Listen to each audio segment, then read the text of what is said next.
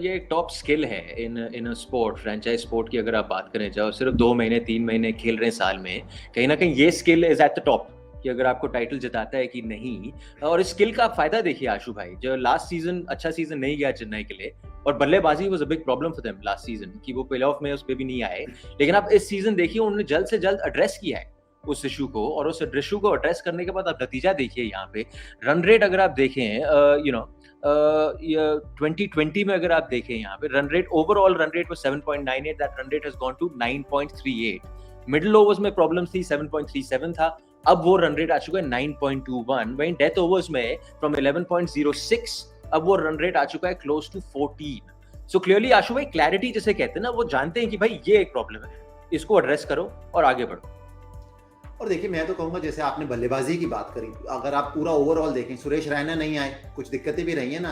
अब Dwayne Bravo चोटिल थे, एक आउट एंड आउट मैं कहूंगा तेज गेंदबाज की जो मेरे को हमेशा लगता था कि कमी खली। आपने सैम करन को, ब्रावो को एक साथ खिलाया, शार्दुल ठाकुर, दीपक चहर, पर फिर भी एक out and out fast bowler Chennai को चाहिए था, जो चेन्नई के पास लास्ट ईयर नहीं था।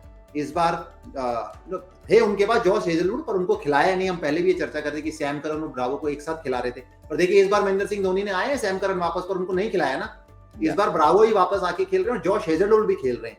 तो वही तो है ना टीम, कि आपने देखे गलती सबसे होती है, और कई बार आप ना लेटर ऑन रियलाइज करते हैं, चाहे महेंद्र सिंह धोनी क्यों ना हो। ऐसा मुझे नहीं लगता कोई भी खिलाड़ी है, महेंद्र सिंह धोनी भी जब अपने कमरे में जाते होंगे ना जीतने के बाद भी, कि अच्छा आज मैंने 10 की 10 चीजें ठीक करी। कभी कभार बहुत बहुत बहुत कम होता कि अच्छा आज बिल्कुल सब ठीक रहा, कुछ ना कुछ रह जाता जो आप कहते हैं कि अच्छा मैं इसको और बेहतर कर लूँ। इसी तरीके के इंसान है, इसी तरीके से सोचते हैं, तभी टीम बेहतर कर रही है ना। कि लास्ट ईयर ये सब जो चीजें थी उनको उन्होंने एड्रेस किया, तो आपके सामने नतीजा है कि रॉबिन उत्पा को भी लेके आए, पर उन्होंने बैक किया ऋतुराज गायकवाड़ को। ऐसे नहीं कि अच्छा रॉबिन उत्पा आगे, चलिए ऋतुराज गायकवाड़ को हटा देते हैं। ऋतुराज गायकवाड़ ने जो 1-2 अर्धशतक बनाए पिछले साल जाते जाते, उनकी उन्होंने वैल्यू करी है, तो इस साल शुरुआत उनके साथ करी है।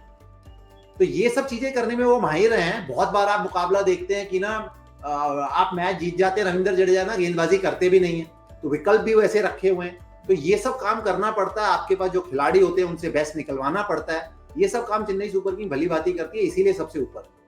और सर टैलेंट परखना कि, और सिस्टम के हिसाब से कि जब हमारे सिस्टम ये बंदा फिट होता है, जो बंदा दूसरी टीम में पानी पिला रहा था उस बंदे को आप लाए हो, और आपने वो मिडिल ओवर्स की जो प्रॉब्लम है बैटिंग की, मोइन अली की बात कर रहा हूँ मैं, कि आप मोइन अली को लाए हो और वो मोइन अली ने वो मिडिल ओवर्स की जो प्रॉब्लम है उसको बिल्कुल सुलझा दी है, वेदर सुरेश रैना और नो सुरेश रैना, तो एक सॉलिडिटी दे दी है वहां पे उन्होंने।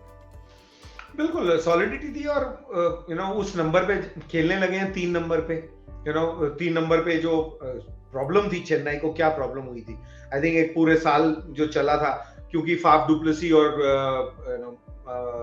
शेन वॉटसन जो उनके साथ ओपन किया करते थे, वो उस सीजन जो जीते भी ना, वो सिर्फ सेमीफाइनल और फाइनल में बना के गए थे। तो 2 सीजन थोड़ा हल्का रहा था, तो वो उन्होंने साथ देते रहे। साथ साथ में रायना भी थोड़ा सा नीचे आ गए थे, जो वो उनका सॉलिड होता था। फिर राइडू बीच में गायब थे 2-4 मैच के लिए, तो जो उनकी एक पुरानी टीम हुआ करती थी ना, उसमें जो टॉप ऑर्डर है वो हल्का हो गया था, उसको उन्होंने टर्न अराउंड कर दिया। ऋतुराज गायकवाड़ आ गए, और जैसे अभी आपने कहा मोइन अली ने आके बड़ा फर्क कर दिया, और वो बॉलिंग भी कर लेते हैं। तो वो मिडिल का स्टार्ट अगर अच्छा मिलेगा ना, वो आपने जो लिस्ट दिखाई है ना, जहां सब जगह इंप्रूवमेंट हुई है, एक जगह आंकड़ों में इंप्रूवमेंट नहीं है, एक जगह आंकड़ों में बल्कि आप थोड़ा पीछे गए हैं, लेकिन वो मैं मानता हूं अच्छा है कि सॉलिडिटी है। बिल्कुल स्टार्ट में देखिए ना, बिल्कुल स्टार्ट में जो है ना 0 to 6, 7.13 की जगह 7.06 हो गए।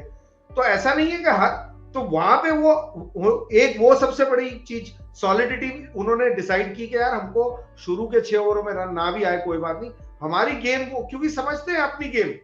वहां पे पीछे धोनी है, रविंद्र है, ब्रावो खेलते हैं, सैम करन खेलते हैं। उन्होंने सैम करन को आगे भी ट्राई किया था, तो उन्होंने ये डिसाइड कर लिया कि अब आगे से हम सॉलिड खेलेंगे और पीछे की तरफ चलेंगे। और दूसरा उसमें एक था कि विकेट लेने की जो कैपेबिलिटी है वो बढ़ गई मोइन अली के आने से, क्योंकि बाकी जो ऑलराउंडर्स जब गेंदबाजी करते हैं रन तो उतने ही होते हैं, लेकिन मोइन अली की गेंदबाजी जो है ना, उसमें आपको विकेट्स मिलने का चांस बढ़ जाता है, और विकेट लिए बगैर कोई जीतता नहीं। हम रन रेट देखते रहते हैं, विकेट टेकिंग एबिलिटी जिस टीम की रहती है वो मेरे हिसाब से हमेशा जीतती है।